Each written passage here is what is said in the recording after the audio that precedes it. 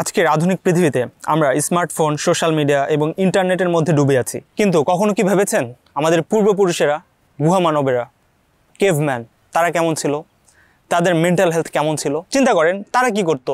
তারা গুহায় বাস করতো ঠিকই, তাদের কাছে হাই সিকিউরিটি ছিল না, আশঙ্কা ছিল কখন জীবজন্তু তাদের খেয়ে ফেলে, বাট তারা হান্টিংয়ে বের হতো। আমাদের মতো এত উইক ছিল না, এত অসুস্থ হয়ে পড়তো না।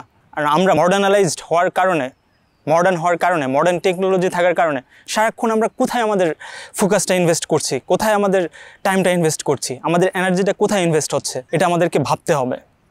কেভম্যানরা তারা হান্টিংয়ে বের হতো, পাহাড় পর্বত, প্রকৃতির সাথে তাদের একটা সম্পর্ক ছিল, অসীম সম্পর্ক। প্রকৃতিকে তারা ভালোবাসতো, তার প্রকৃতির সাথেই তাদের বসবাস ছিল, জীবজন্তুর সাথেই তাদের বসবাস। তারা তো সেফ ছিল, তারা তো তাদের মেন্টাল হেলথ যেরকম বেটার ছিল, তারা মানসিকভাবে আমাদের থেকে অনেক সুখী ছিল। আমাদের মতো এত এনজাইটি, ডিপ্রেশন, হেজিটেশন এসব কি তারা বুঝতো না?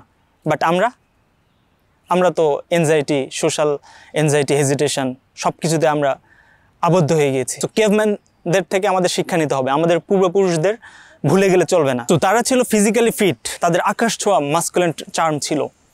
তারা পাহাড় পর্বত প্রকৃতিতে ঘুরে বেরিয়ে সারাদিন হান্টিং করতো, সারাদিন বাইরে তারা তারা শিকার করতো। আলটিমেটলি আমাদের সেটাই করা উচিত, কিন্তু আমরা সেটা করছি না।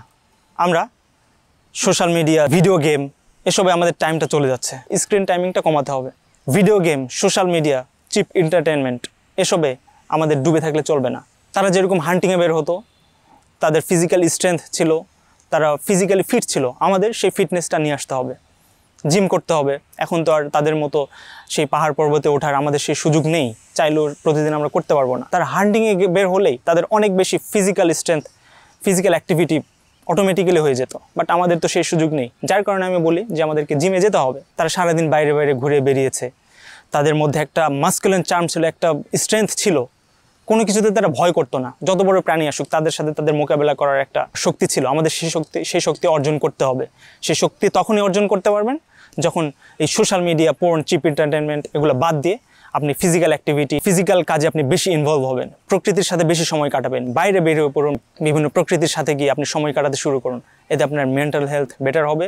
আমাদের সেই কেভম্যানদের মতো আমরা ফিজিক্যালিও স্ট্রেংথ হতে পারবো। কেভম্যান নিয়ে আরও অনেক কথা আছে, তাদের থেকে আমরা কি শিক্ষা নিতে পারি? আমাদের পূর্বপুরুষ, আমরা তাদেরকে ভুলতে বসেছি।